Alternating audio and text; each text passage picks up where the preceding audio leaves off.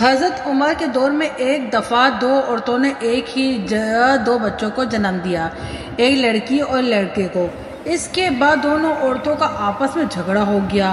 جھگڑا اس بات پر تھا کہ ایک عورت کہتی تھی لڑکا میرا ہے اور لڑکی تمہاری، دوسری کہتی تھی نہیں لڑکا میرا ہے لڑکی تمہاری ہے۔ لوگوں نے جب ان کا جھگڑا دیکھا تو ان دونوں عورتوں کو حضرت عمر کے پاس لے گئے اور سارا قصہ بتایا اور کہا کہ آپ ان میں ٹھیک فیصلہ کریں۔ حضرت عمر نے کہا حضرت علی کو بلایا جائے، وہی ان کا ٹھیک فیصلہ کر سکتے ہیں۔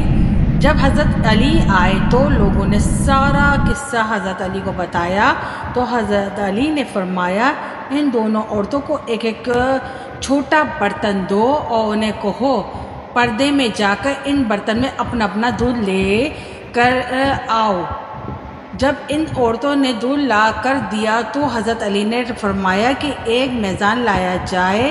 جب میزان لایا گیا تو حضرت علی نے اس میزان پر دونوں عورتوں کا دودھ رکھ کر تولا تو ایک کا وزن کم تھا دوسرے کا زیادہ۔ حضرت علی نے فرمایا کہ جس کے دودھ کا وزن زیادہ ہے اس کا لڑکا ہے اور جس کے دودھ کا وزن کم ہے اس کی لڑکی ہے۔ یہ دیکھ کر لوگوں نے کہا یا علی آپ نے فیصلہ کہاں سے اور کیسے کیا ہے؟ حضرت علی نے فرمایا قرآن سے۔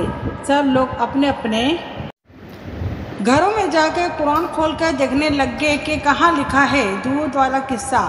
رات بھر قرآن سے ڈھونڈ ڈھونڈ کر جب کسی کو کچھ بھی نہ ملا تو صبح سب لوگ مسجد میں جمع ہو گئے اور جب حضرت علی مسجد میں آئے تو لوگوں نے کہا یا علی آپ نے تو کہا تھا کل والا فیصلہ آپ نے قرآن سے کیا ہے، مگر ہم سب نے ساری رات قرآن سے ڈھونڈا مگر کچھ نہیں ملا۔